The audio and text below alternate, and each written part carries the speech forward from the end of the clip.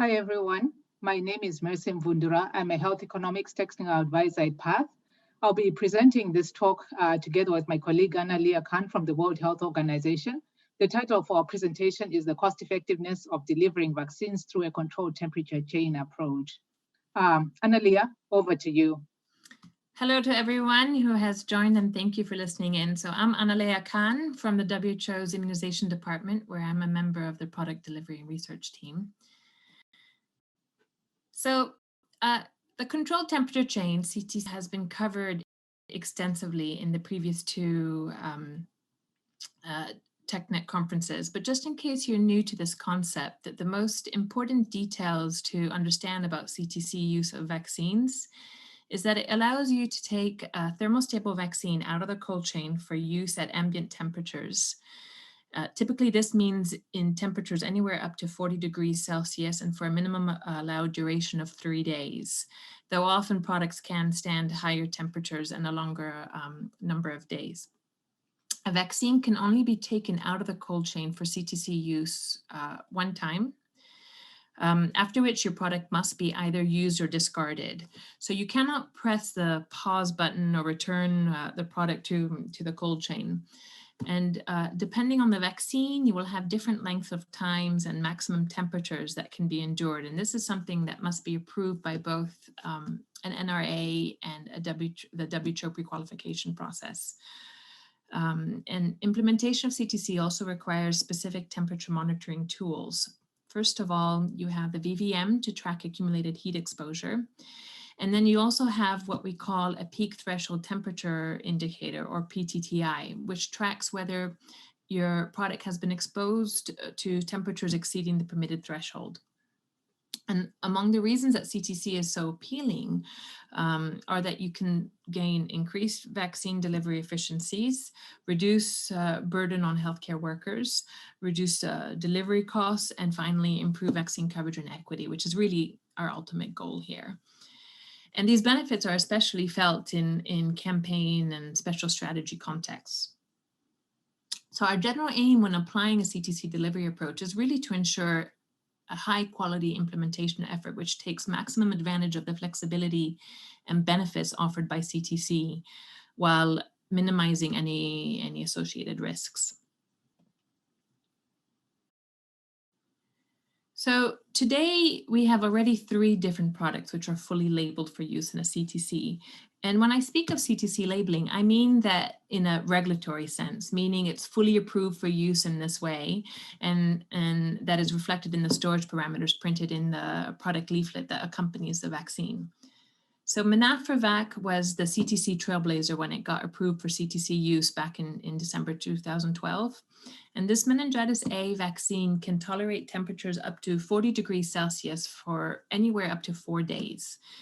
Next, in July 2016, the HPV vaccine Gardasil 4 was approved for 3 days and temperatures all the way up to 42 degrees.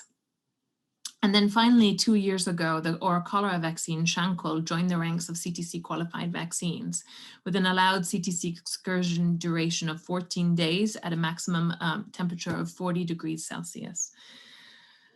Some other vaccines in the pipeline for CTC qualification consist of multiple hepatitis B birth dose vaccines, a tetanus diphtheria vaccine, several typhoid conjugate vaccines, as well as more cholera and HPV products.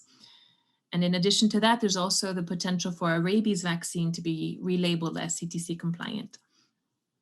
So in general, it's good to know that WHO actually encourages manufacturers to consider CTC for any new vaccines under development. And as you can imagine, that has included COVID-19 vaccines. But what does a manufacturer have to go through to obtain CTC labeling of its vaccine? Well, first of all, it needs to actually be aware of CTC as a preferred product characteristic and be willing to pursue it. This then involves demonstrating the product's stability, which to meet CTC standards may require an increase in antigen content to maintain adequate potency. And usually stability data would need to be generated at multiple temperatures, though for CTC, we ask manufacturers to target 40 degrees Celsius in particular. In some cases, the manufacturer may also have to conduct studies to prove preservative efficacy and that reconstitution would not be an issue. And finally, as mentioned earlier, the chosen and proven CTC parameters must not only appear in the product insert, but of course also be approved by both the NRA and WHO pre-qualification. Last but not least, an additional decision will then be what kind of VVM to apply and whether the product might not be better off with a VVM TI. And this is simply a VVM that has the peak threshold temperature indicator, the PTTI, directly integrated into it already and appearing on the vial, which facilitates CTC implementation quite considerably. Now, while all this might not have a huge cost implication when woven into the product development plan, if any of the steps are involved, so these three different criteria, if any of these might end up requiring a manufacturer to increase its ultimate vaccine price. In the case of a VVMTI, for example, this can constitute a price premium as high as 75%. So what if, as a manufacturer, you can meet all of those criteria I just listed? Are you good to go? So some of you might be familiar with a quote, I think a famous quote from the movie Field of Dreams, where Kevin Costner keeps saying, "If you build it, they will come." Well, it's very tempting to want to believe that could apply to CTC too. And in fact, for a while, plenty did believe that it was enough just to make a CTC compatible vaccine available, and any immunization program would be all too delighted to use it. But that's just not the case. And I have three good examples of when that doesn't work.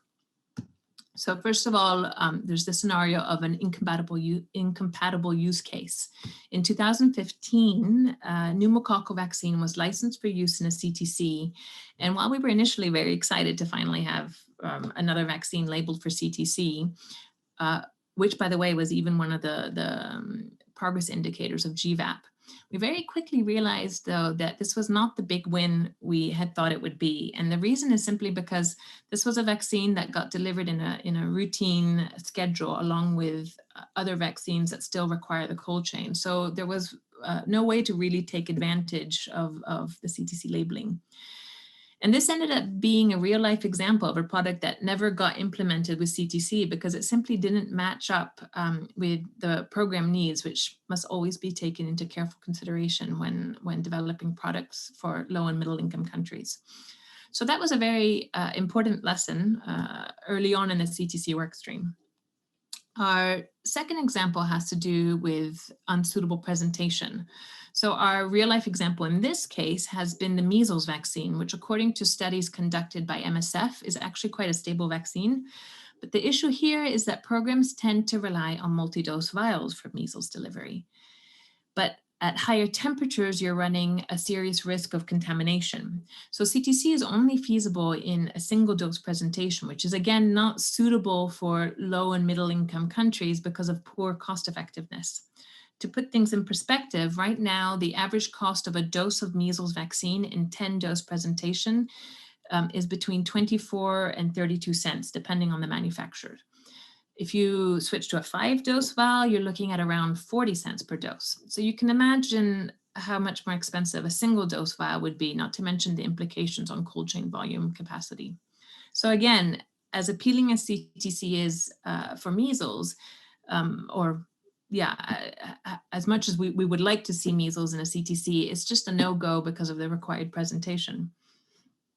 So our third example is less about presentation and more about the price premium that might accompany CTC labeling, making it unsustainable. So about 4 years ago, we were approached by a manufacturer that offered to produce a CTC labeled hepatitis B birth dose that would cost $1 per dose. And again, this was very tempting because there's so much demand for hepatitis B that is not constrained by cold chain requirements. But at the end of the day, such a high price would likely not be accepted by programs, given that a regular 10-dose vial can offer hepatitis B birth dose for as little as 17 cents per dose. And there are also single-dose presentations on the market, which cost only 40 cents per dose. So similarly, we have learned the hard way that even when offered in an innovative delivery device, such as Uniject, certain prices are just not sustainable for immunization programs. So it should also be made clear, nevertheless, that those 3 vaccines I mentioned being currently licensed and pre-qualified for CTC have actually had a fairly good record of uptake and program suitability. This image, though not to scale, illustrates the good progress we've enjoyed so far with rolling out CTC. In total, to date, around 5 million people across 8 different countries have been vaccinated with a vaccine delivered in a controlled temperature chain. And I'll show you a little bit more data later about how successful that impact was. So now imagine you have your CTC labeled product that has been proven programmatically suitable and potentially cost effective. Does that mean a country should automatically adopt it? And the answer again is it depends. So a country's national immunization program will still need to evaluate the trade-offs depending on its own specific context. And what matters to one country, like the need to invest in more cold chain infrastructure or mitigating the risk of freeze exposure, might be less important to another. In that other country, they might be more weary of rocking the boat and running the risk of a health worker being confused or there being higher vaccine wastage. But that being said, our experience to date has generally shown that the gamble is well worth taking. And in terms of your potential for higher coverage and equity, but especially from an economic point of view. And on that note, I will hand you over to my colleague, Mercy, who will explain why.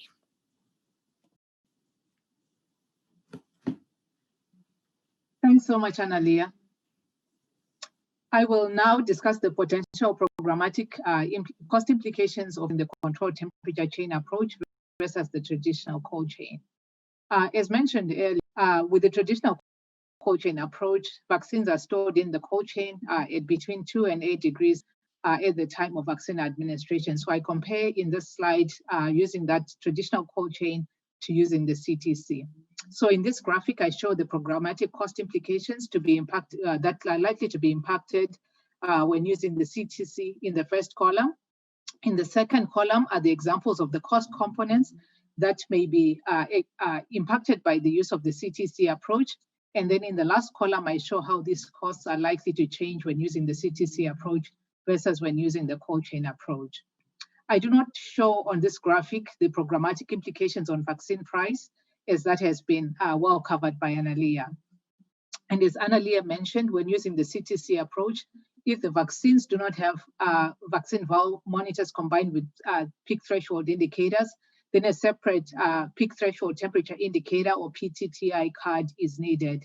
As mentioned, moving from to VVMTIs, those come with a 75% price premium on a similar priced VVM, which is just a plain VVM. So the PTTI card increases the cost of supplies when using the CTC approach, but the cost per dose increase is small because one PTTI card is placed in the vaccine carrier call box and shared across several vaccines. The PTTI card is also reusable as long as it has not reached endpoint. However, it should be noted is an increased cost of supply when using the CTC approach. Also with the CTC approach, there's also additional training that staff such as vaccinators, supervisors, and logisticians have to undergo in order to know how to monitor and keep the vaccines during CTC implementation. This increases the length of training sessions, and this may be an additional cost when using the controlled temperature chain approach versus the cold chain. Also, using the CTC approach may result in reductions in costs associated with logistics, such as cost for vaccine storage and also for vaccine transport. These costs are especially higher for locations of vaccination sites where there's weak cold chain infrastructure or where there's unreliable power supply. In such locations, if the cold chain approach is used, then cold chain equipment such as refrigerators may need to be provided to health facilities for them to store the vaccines at the required temperatures. This entails capital costs for procuring the cold chain equipment or renting it and the associated costs of operating the cold chain equipment. In such locations with weak cold chain infrastructure, Some countries may choose not to augment the cold chain equipment, but may plan to deliver vaccines daily to the vaccination sites that don't have cold chain equipment, and this comes with higher transport costs.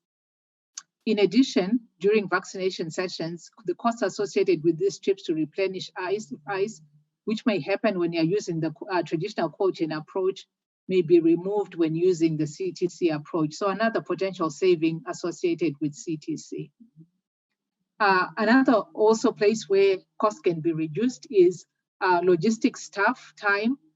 With the CTC approach, there is no need for logisticians or other staff to freeze and prepare ice packs, thus saving them time. Using the CTC approach, however, may still entail some increase in vaccine management caused by vaccinators, because at the end of the session, they have to conduct stock keeping and check the vaccines that have been taken out for CTC use. So in summary, there are some costs that will increase and others that will decrease because of the CTC approach. Let's now review the available evidence evaluating the impact of using the CTC approach on logistics costs. Unfortunately, there are not many research papers published on this topic. There are only 2 studies that we're able to find, but that said, even though it's 2 papers, the available evidence is still informative. The first paper was a modeling study published in 2014 that was based on a MenA vaccine campaign conducted in Chad. The study estimated that if the CTC approach had been used during the campaign rather than the cold chain approach, logistics costs of conducting the campaign would have decreased by 50%. The largest share of savings with the CTC approach would have stemmed from the elimination of the need to augment the cold chain districts that did not have adequate cold chain equipment during the campaign. So in this Chad campaign, for facilities that did not have cold chain equipment was provided, generators were rented, and hence that entailed quite an increase in costs when using the cold chain approach. So again, the savings that would have resulted if the control temperature chain approach had been used would have been in the magnitude of 50% compared to using the cold chain approach. Another study published in 2017 based on costing done during a CTC implementation, also of MenA vaccine in Togo, estimated more modest savings from using the CTC approach. The Togo study estimated that use of the CTC approach reduced logistics costs by about 30% in health facilities that did not have cold chain equipment. And this could have resulted because the CTC approach, these health facilities could store vaccines for multiple days and therefore did not need to have vaccines delivered daily by the district vaccine store, which would have happened if they were using the traditional cold chain approach. The key takeaway from these 2 studies is that the CTC approach can result in savings in logistics costs, but the magnitude of the logistics cost savings depends on the country or local context and how challenges with cold chain infrastructure limitations are addressed. As noted in these 2 studies, the estimated savings associated with using the CTC approach ranges from 30 to 50% compared to when using the traditional cold chain approach. Anna-Lea will now provide evidence on the impact of CTC on average, reach, and also perceptions by healthcare workers.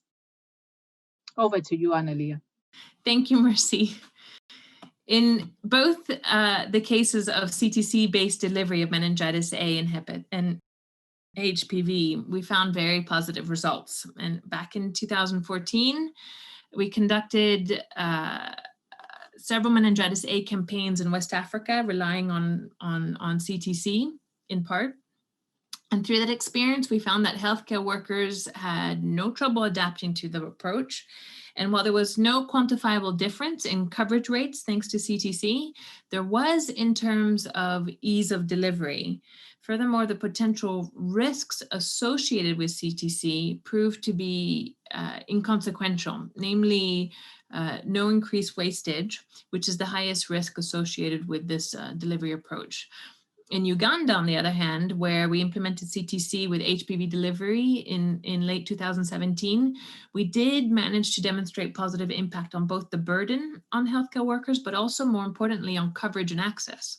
So you'll see in the graph on the left We have the coverage figures for the 4 comparable districts that participated in our CTC study.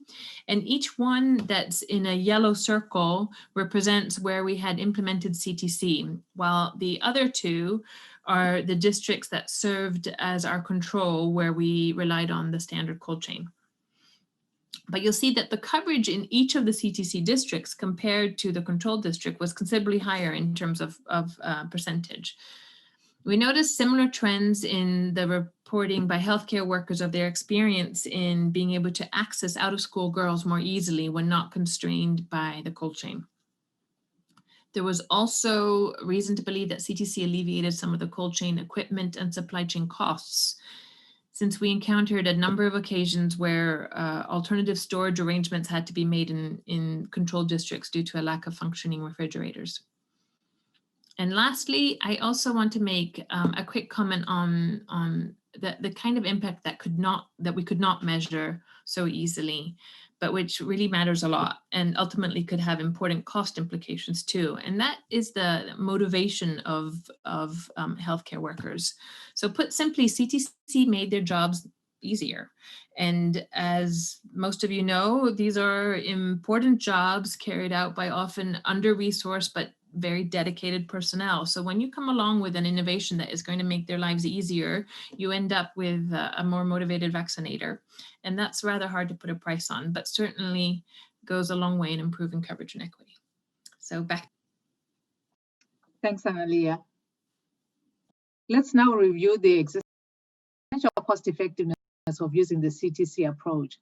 Similar to the research on logistics costs, we don't have many research papers referencing this topic, but there's one available research that is still very informative.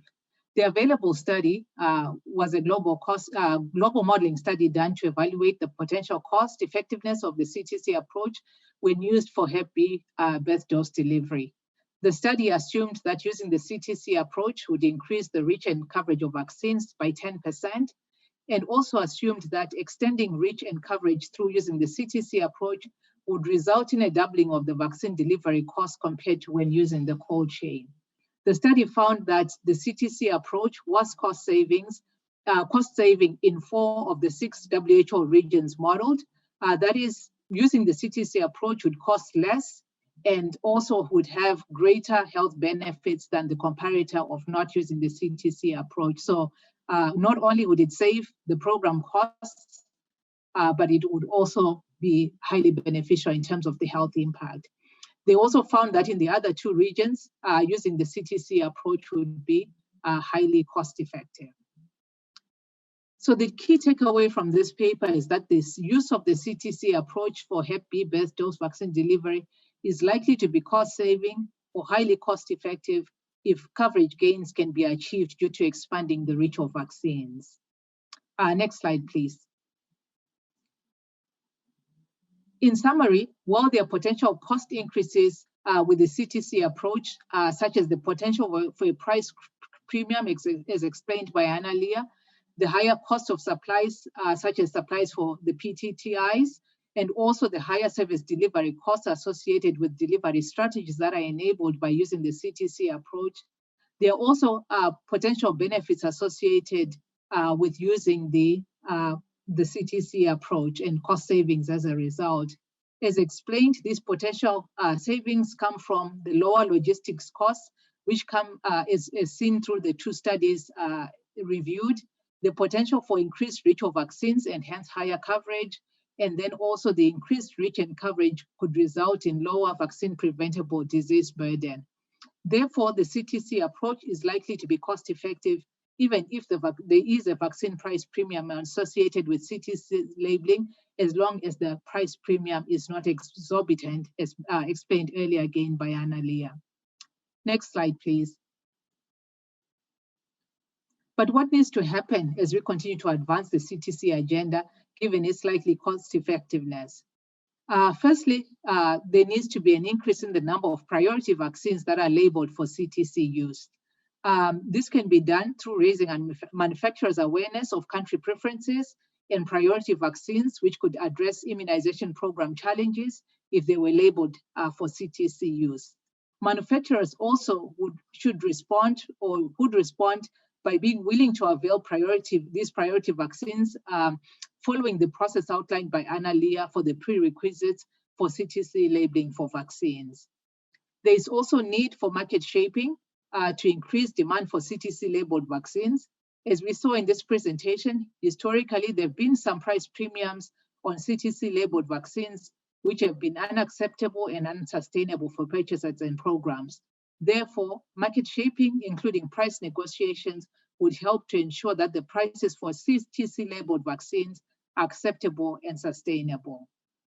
Second, there is need to continue to expand the evidence base on the programmatic implications of the CTC approach. There's need for additional evidence on the cost implications of using the CTC approach for other vaccines, as currently the evidence we have is only for MenA vaccine. There's also need for additional evidence on the impact of the CTC use on reach of vaccines and on coverage.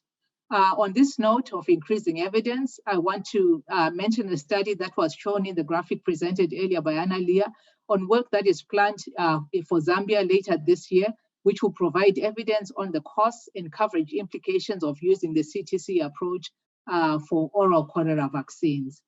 But getting additional evidence from other countries and also for other vaccines would be useful. Lastly, in terms of what needs to be done, there needs to be continued uptake and routinization of the CTC approach by countries.